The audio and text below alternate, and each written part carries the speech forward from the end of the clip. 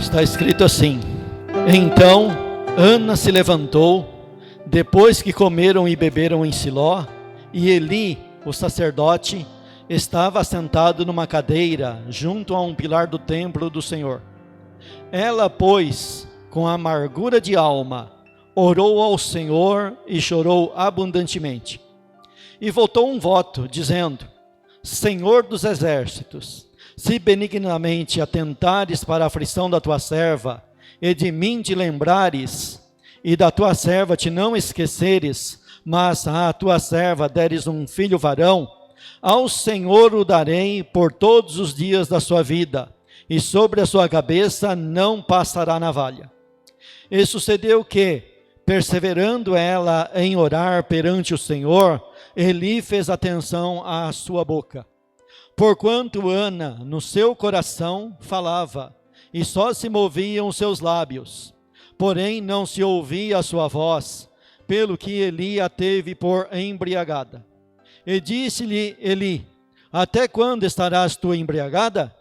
Aparta de ti o teu vinho. Porém Ana respondeu e disse: Não, Senhor meu, eu sou uma mulher atribulada de espírito, nem vinho nem bebida forte tenho bebido, porém tenho derramado a minha alma perante o Senhor. Não tenhas, pois, a tua serva por filha de Belial, porque da multidão dos meus cuidados e do meu desgosto tenho falado até agora. Então respondeu Eli e disse: Vá em paz, e o Deus de Israel te conceda a tua petição que lhe pediste. E disse ela: Ache a tua serva graça em teus olhos. Assim a mulher se foi seu caminho e comeu, e o seu semblante já não era triste. Amém? Podem tomar assento.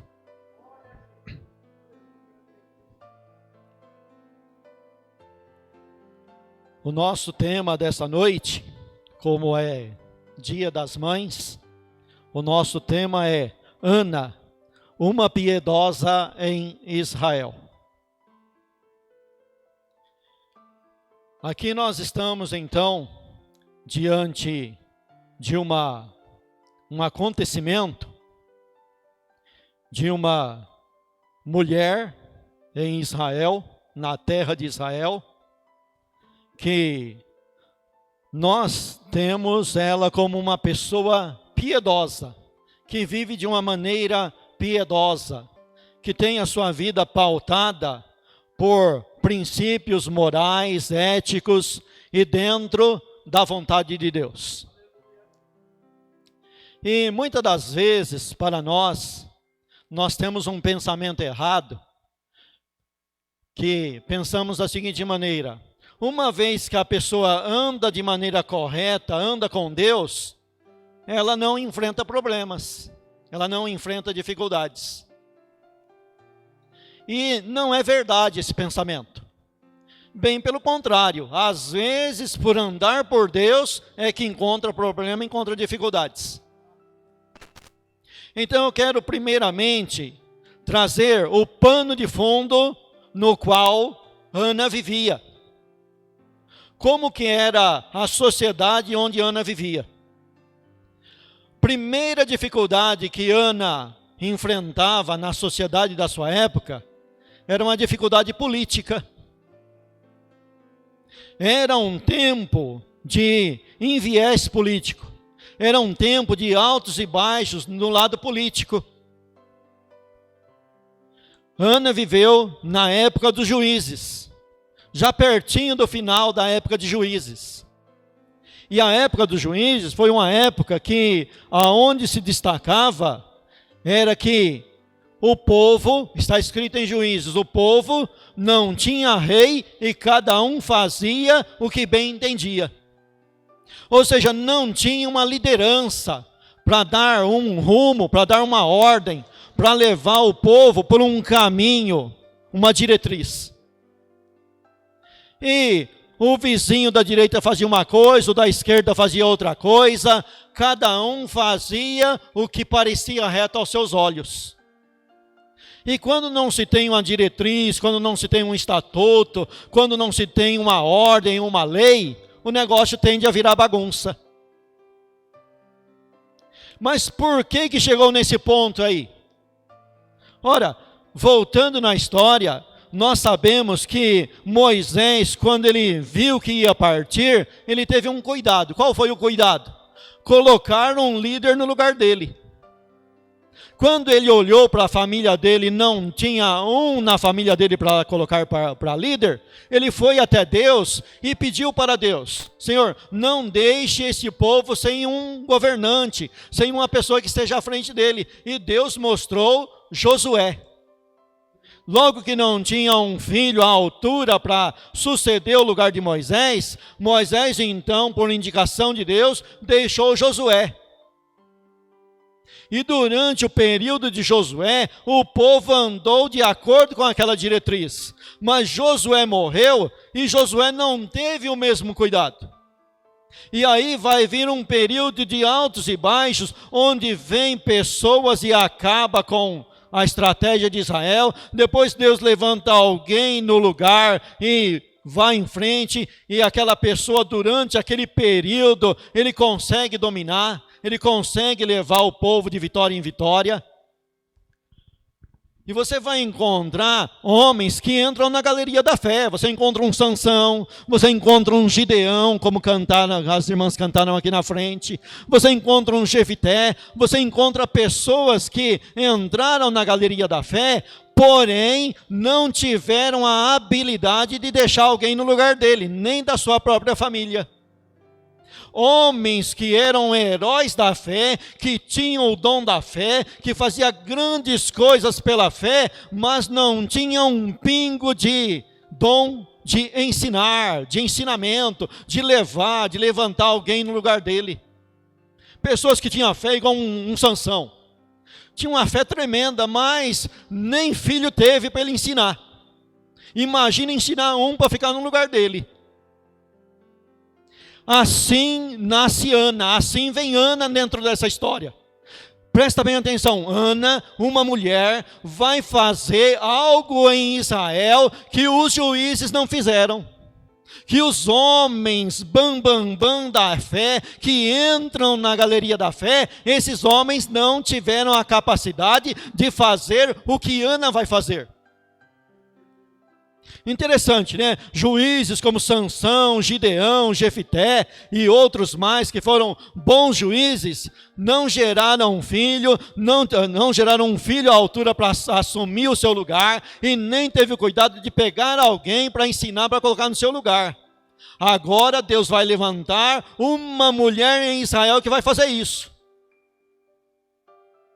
E o interessante é que esse texto que nós lemos aqui, começa dizendo assim que ela era estéril. Veja bem, o autor aqui de 1 Samuel no capítulo 1, ele atribui a Deus a esterilidade de Ana. Está vendo que nós temos o costume de falar que uma dificuldade em nossa vida é o diabo que está colocando. Porque nós não temos o costume de estudar e atentar para a soberania de Deus. O diabo só faz aquilo que Deus permite. Todas as coisas na minha e na tua vida têm a mão de Deus, é Deus que está permitindo.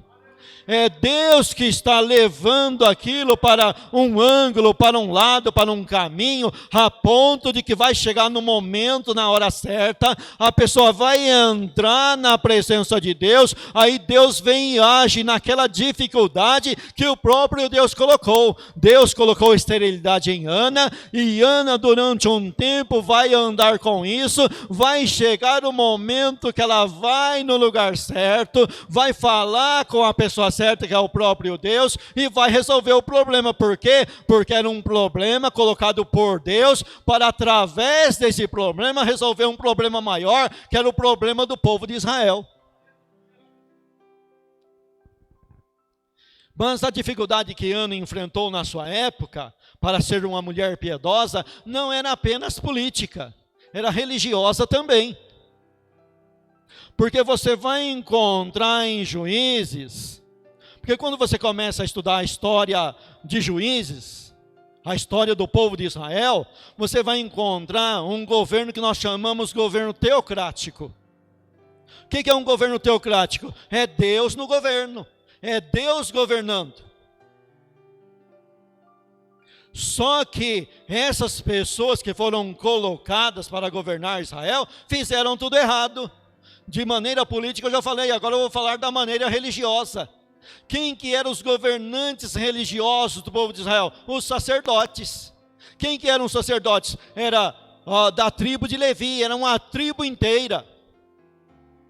Não era um sacerdote, era um sumo sacerdote, com alguns sacerdotes ajudando esse sumo sacerdote, que por sua vez era ajudado por outros sacerdotes, que nós damos o nome de levitas, da tribo de Levi.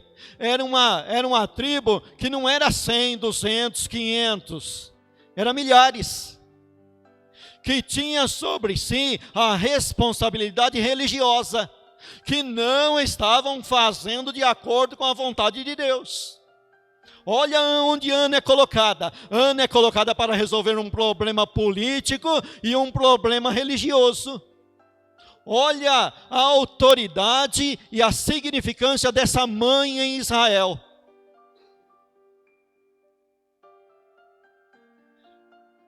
O texto nos informa que esse Eli, junto com seus 2 filhos, Ofni e Finéias, Eli até que não participava dos pecados de Ofni e Finéias.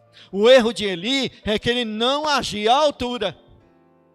Sabe aquele pai que castiga o filho do vizinho, castiga o filho do membro, mas não castiga o seu próprio filho? Ele, no máximo, ele dava uma repreensão verbal. A repreensão era para receber repreensão com pena, até pena de morte, mas ele apenas deu uma repreensão verbal.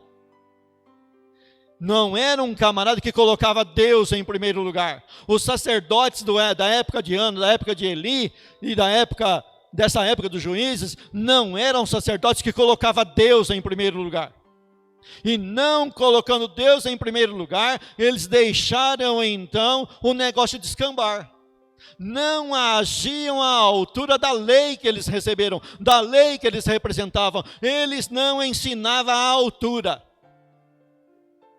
Não era somente culpa do juiz da época, era culpa também do sacerdote, porque o sacerdote tinha sobre si a responsabilidade de ensinar a lei a uma nação. A lei, os mandamentos da lei, aquilo que Moisés ordenou sendo ordem de Deus. E eles não faziam. E Ana agora está sendo preparada para trazer solução para esse problema. Outra coisa também que Ana enfrentou de problema, de dificuldade, foi problemas dentro da sua própria casa. Já não bastava o modo político, modo religioso, agora o problema dentro da sua casa. Aquela dificuldade que Deus colocou sobre ela, estava trazendo um problema grave para ela, um desprezo. Porque na realidade, ela vivia numa sociedade onde a mulher era valorizada de acordo com o número de filhos. Não é um ensinamento praticamente bíblico, não é isso. Mas a sociedade valorizava muito a mulher que tinha filhos e desprezava a que não tinha.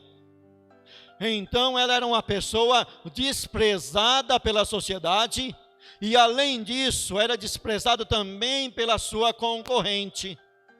Porque Ana vivia numa sociedade que permitia a poligamia.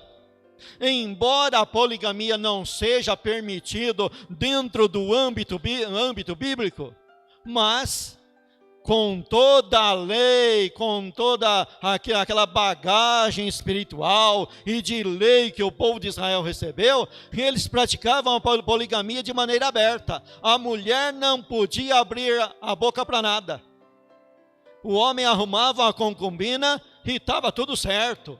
Os anciãos assinavam embaixo, a liderança, o sacerdote, tudo assinava embaixo.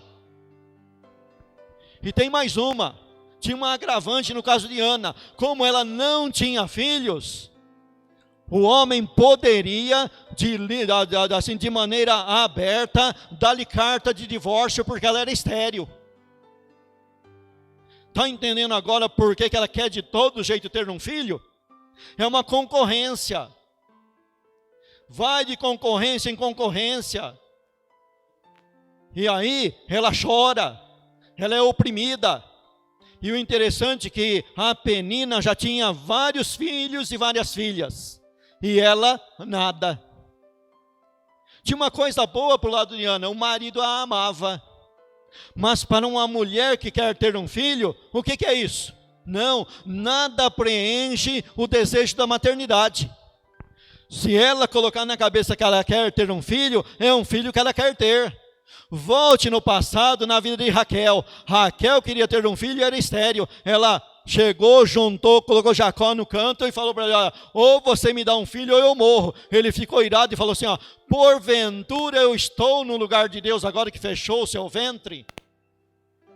Ana tinha essa grande dificuldade. São grandes dificuldades que uma pessoa piedosa tem que enfrentar, e para ser piedosa tem que enfrentar e vencer, ser abnegado, deixar de lado, ouvir a chacota, ouvir a murmuração, ouvir a afronta e seguir em frente. Porque afinal de contas é uma afronta que é uma verdade, é uma vergonha para ela não ter filho. Mas ela vai em frente. Mas agora, de tanto lado, falei das coisas negativas, mas vamos começar a falar agora das coisas positivas. Para Ana ser piedosa, ela precisa ter uma diretriz, uma lei, um estatuto, uma ordem, uma ética para colocar em prática. E para isso daí, ela precisa aprender. E como que Ana aprendia? O texto, até o versículo 1 ao versículo 8, nos dá uma informação. Que Ana ia uma vez por ano no tabernáculo, no templo, no lugar de culto. Não era igual hoje, que era fácil ir no culto. Ela morava a uma certa distância, ela morava num lugar montanhoso. Só podia ir no culto uma vez por ano. E como que ela aprendeu a lei para ser uma mulher piedosa, para ser uma mulher virtuosa, para ter uma virtude para se destacar? Ela aprendeu isso daí indo uma vez por ano no culto. É pouco, não é? Mas uma vez por ano, e tem uma, hein? Ela não ia ouvir Salomão não, Salomão ainda não tinha nascido. Ela não ia ouvir o pastor João Pedrosa não estava lá. Ela não ia ouvir um pregador famoso, um Billy Graham, não. Sabe quem ela ia ouvir? Um camarada que não servia nem para ensinar a casa dele. Era o Eli. Era o Eli, o sumo sacerdote. E os outros, se o sumo sacerdote era um camarada desse jeito, imagina os liderados dele. Sabe o que esses camaradas pregavam? A única coisa que eles faziam era, durante um tempo, ler um pouco da lei para eles. O único ensinamento que ela possuía era de leitura da lei de Moisés. Mais nada, não tinha explicação, não tinha eloquência. Os camaradas eram praticamente um zero à esquerda. Mas a despeito de tudo isso, ela aprendeu e colocou em prática a palavra de Deus. Nós temos uma moleza, né? Se você não quiser vir no culto, você assiste na televisão. Você não precisa de ninguém para ler para você. Você, graças a Deus, sabe ler e tem a Bíblia na sua casa. Você compra por R$10. Naquele tempo nem rico comprava, somente o sacerdote tinha no templo. Não era fácil, não tinha a imprensa, não tinha internet, não tinha nada. O negócio era difícil. Mas ela aprendeu. Mas ela colocou em prática. Ela era uma mulher piedosa. Dentro daquilo que ela ouvia, ela não era um ouvinte esquecido. Ela ouvia e colocava em prática. Ela era uma praticante da palavra de Deus. Outra coisa aqui que o texto nos informa é que a sua concorrente tinha vários filhos e filhas. Ou seja, não foi 1 ano, não foi 2 anos, não foi 3 anos, foi um tempo longo. Sabe qual a outra coisa que ela precisou ter? Perseverança. Aprende a lei, aprende as escrituras e tem perseverança nessas escrituras. Não é 1 ano, 2 anos, 3 anos, são vários anos. E a história se repete, e vai para o culto e nada acontece. De ano em ano vai e nada acontece. A perseguição continua, o despeito continua, a concorrente continua caçoando. Cada ano a concorrente tem um filho novo e ela nada. Mas ela persevera. Perseverança para ser piedoso. É necessário perseverança na piedade. As coisas não vêm a resposta da noite para o dia. Tem coisa que demora anos. E tem coisa que o piedoso morre e não acontece. Mas acontece depois que ele morre. Pega o exemplo de Abraão, que teve um filho só e só foi ter uma multidão depois de muitos anos que ele já tinha falecido. Mas Ana era perseverante, ela perseverou. E agora, ela persevera. O marido tem uma conversa com ela e no versículo 8 ele diz assim: olha, Ana, por que você chora? Mas já pensou, o camarada está vivendo com a mulher já uns 20, 30 anos, está perguntando por que ela chora? Ué? Além de tudo, ainda tem que ouvir uma pergunta dessa. Por que você está triste? Por que isso? Por que aquilo? Porventura, eu não sou para você melhor do que 10 filhos? Ou 20, ou 30, eu não sou melhor do que os filhos? Não, ela quer um filho. Afinal de contas, o desejo dela não é só para ela. Ela tem um desejo que é o desejo de Deus. Presta bem atenção que a pessoa piedosa, e esse sermão que eu estou dando aqui, é um sermão sobre a mulher, mas ele é empregado na vida da mulher e do homem. Porque todos esses princípios aqui é aplicado sobre nós, sobre homem e mulher de Deus. E Ana agora ela está entrando, ela está compreendendo que ela está entrando na vontade de Deus. Não é somente o meu desejo, a bênção não é só para mim, a necessidade não é só minha. Qual que é a necessidade de Deus nessa bênção?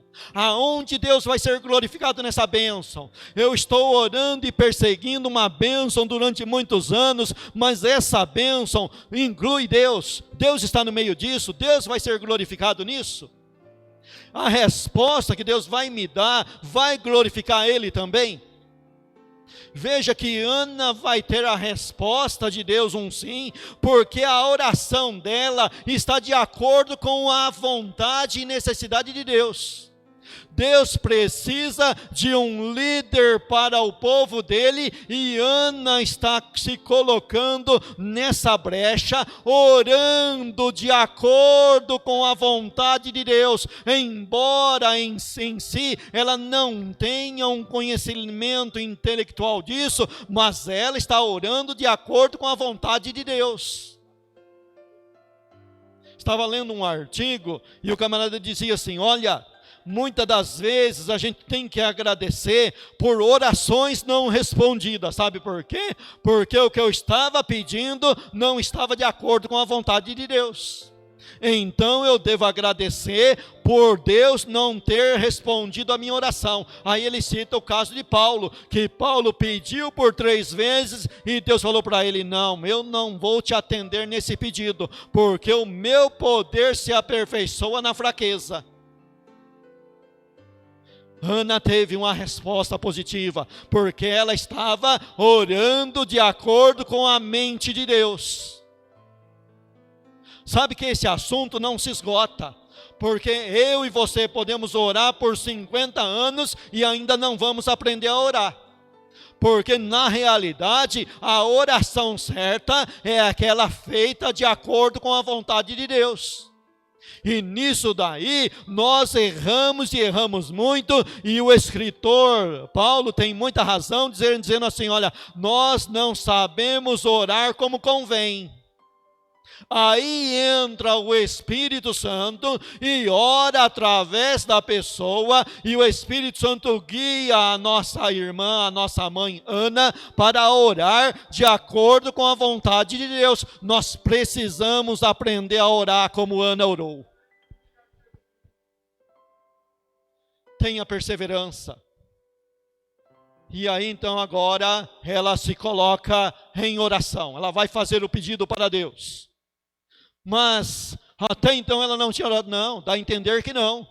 Durante anos ela enfrenta o problema, enfrenta a dificuldade, mas agora chegou o momento certo, agora chegou a hora certa. Deus está orientando e guiando ela para levar o problema na pessoa certa. E agora ela arruma mais uma encrenca para o lado dela. Sabe qual é a encrenca? O líder espiritual não está à mesma altura da Ana.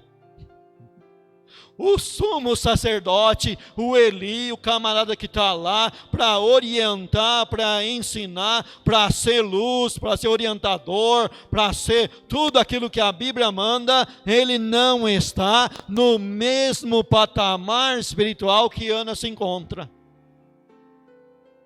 Nem de angústia e nem de vida santificada.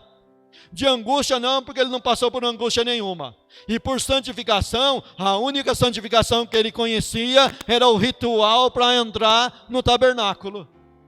Ele não conhecia outro. Era só figura, era só retórica, era só coisa morta, intelectual morto, que não praticava de verdade, não fazia de coração. Mas Ana agora está entrando aonde o Eli deveria estar, na intercessão. Ela não tem alguém para interceder por ela, embora no Velho Testamento o intercessor seja o sumo sacerdote, mas ali ele não serve como intercessor, mas ele serve como empecilho. É aquilo que Cristo falou para os doutores da lei: ai de vós que tirasse a chave da ciência e vocês mesmo não entraram, e ainda empatam os que tentam entrar. Está lá no templo, está lá no pilar, sentado no lugar para servir de estorvo para as pessoas que vêm buscar a Deus de maneira sincera. Você já viu alguém assim? Você já passou por isso? Com certeza já. Com certeza já, mas faça como Ana, não desista, vá em frente. E agora vem o abençoado do Eli chamar a atenção dela. Você é uma cachaceira, mulher. Já pensou? A mulher está orando, olha, está tão aflita que não sai voz da boca dela, só mexe os lábios, de tanta aflição. Mas o camarada interpreta tudo errado. Não enxerga um palmo à frente do nariz. Está igual Balaão com a jumenta dele. Balaão era o profeta, ele deveria ver anjo, mas quem vê anjo é a jumenta. O negócio inverteu, quem está vendo anjo é a jumenta.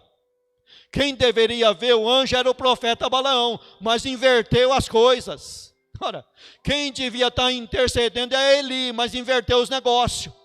A mulher, olha, mulher que era desprezada na sociedade, está fazendo o serviço do sacerdote, e o sacerdote está tentando impedir ela. Mas ela tem perseverança, ela tem pulso firme, ela sabe, como diz Paulo, eu sei em quem tenho crido. Não volto atrás, não retrocedo. O interessante é que agora Ana apresenta um ponto muito importante na pessoa que deve ser piedosa.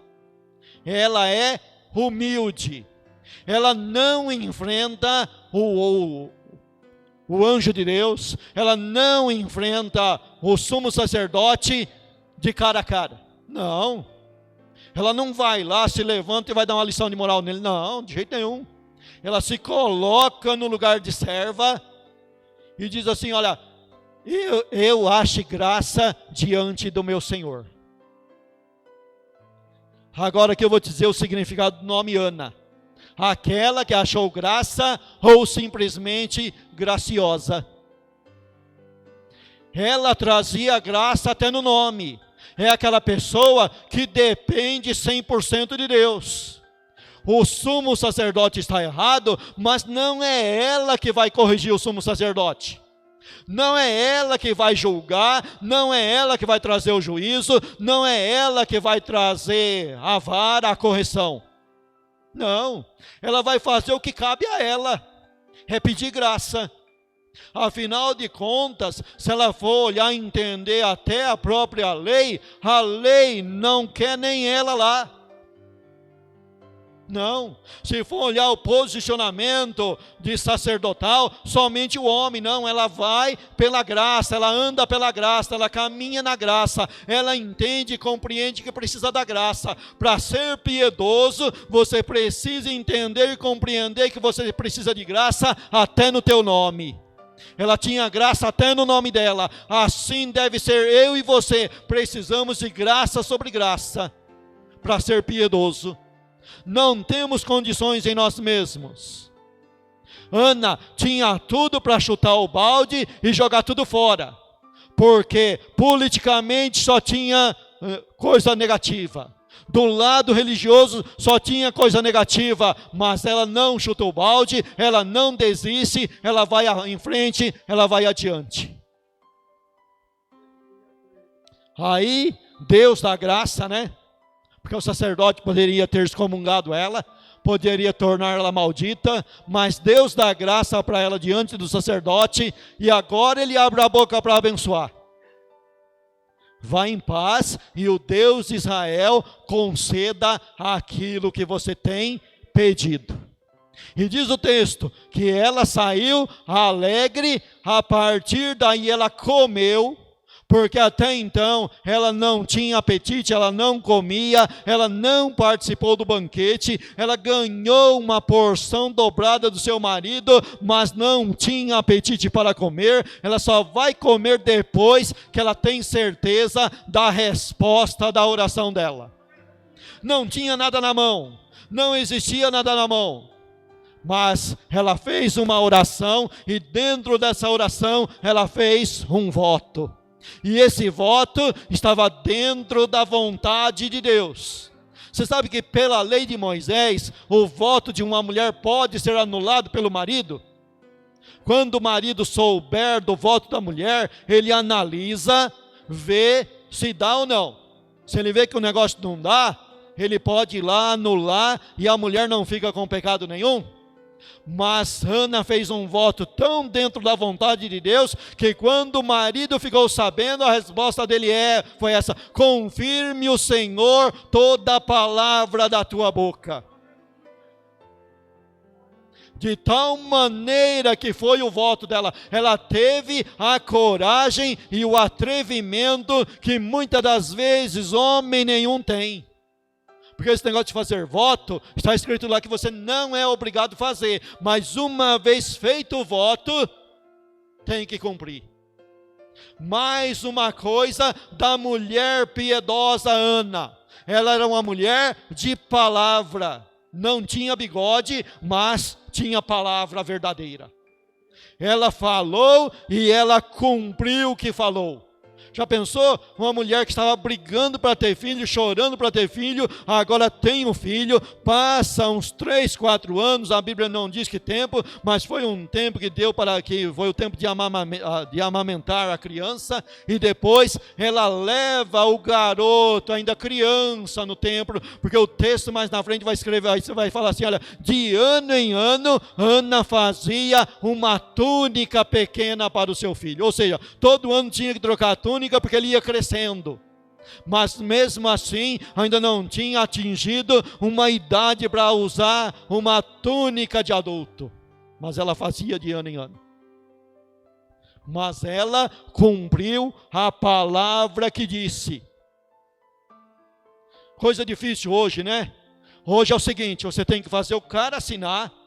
E tem uma, hein? Dependendo do camarada, ele vai falar que não assinou nada. Por isso que lá no juiz, lá tem uma assinatura que não é por semelhança, é por presença. Tem que levar o camarada lá na frente do juiz e ele assinar na frente do juiz. Porque quando ele inventar que falsificaram a assinatura, o juiz fala, não falsificaram não. Você veio aqui na minha presença e assinou na minha presença. Estamos vivendo uma época que não pode escrever o que as pessoas falam, principalmente no nosso meio pentecostal. Não pode escrever. Se escrever, você se envergonha. Porque o camarada muda de opinião da noite para o dia. Não é que seja errado mudar de opinião. Se você estiver errado na sua opinião, é até uma honra mudar de opinião. Mas nós vivemos uma época que os camaradas não têm palavra. Fala e não cumpre. Depois você vai dizer para ele, não falei nada disso não. Você está colocando palavra na minha boca. E você traz testemunha e nem assim ele volta atrás. Ele diz que não falou, ele nega tudo. São detratores, que não cumprem acordo, que não tem palavra. Mas Ana era uma mulher de palavra. Seja o vosso falar, sim, sim e não, não. O que passa disso é de procedência maligna.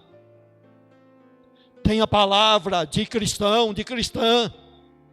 Pense no que vai falar, porque a tua palavra tem peso. Deus não aceita esse negócio de voltar atrás. Deus castiga aquele que fala uma coisa hoje e fala outra amanhã. Ana votou e cumpriu o seu voto. Para ser uma mulher e um homem piedoso, tem que falar e ser sincero no que fala e ir adiante no que fala. Permanecer no que fala e não ser aquele que volta atrás. E Ana então pega e oferece o seu filho, dá o seu filho, e agora sim, Samuel vai crescer, vai fazer a transição de juiz para reinado, ele vai implantar o reinado. Quando ele atinge a velhice, ele coloca os seus filhos no lugar, mas os seus filhos não seguiam os seus passos. Então o povo pede e Samuel entra por um caminho que foi o caminho pré-determinado pela mãe dele. Foi a mãe dele que preparou todo aquele caminho de Samuel. E Deus vai honrar o propósito de Ana, porque o propósito de Ana foi um propósito dentro da vontade de Deus. E agora Samuel, ele ocupa 3 cargos, que é os 3 cargos que representam Cristo. Olha só, uma mulher vai e entra no meio do povo e faz uma obra que os heróis da fé não tinham conseguido fazer, e ela prepara então, ela gera um filho que agora vai colocar o rei de Israel, vai trazer o rei de Israel, vai ter rei, vai ter sacerdote, vai ter linha sacerdotal, vai ter linha de governo, vai ter governo para o povo de Deus. Tudo porque uma mulher se colocou na mão de Deus. Uma mãe se colocou na mão de Deus. Que a princípio era estéril, mas dentro do texto ela depois teve mais 5 filhos. 3 filhos e 2 filhas com Samuel 6. Que Deus te abençoe e te guarde e aplique essa palavra ao teu coração. Amém? Agradeço a oportunidade.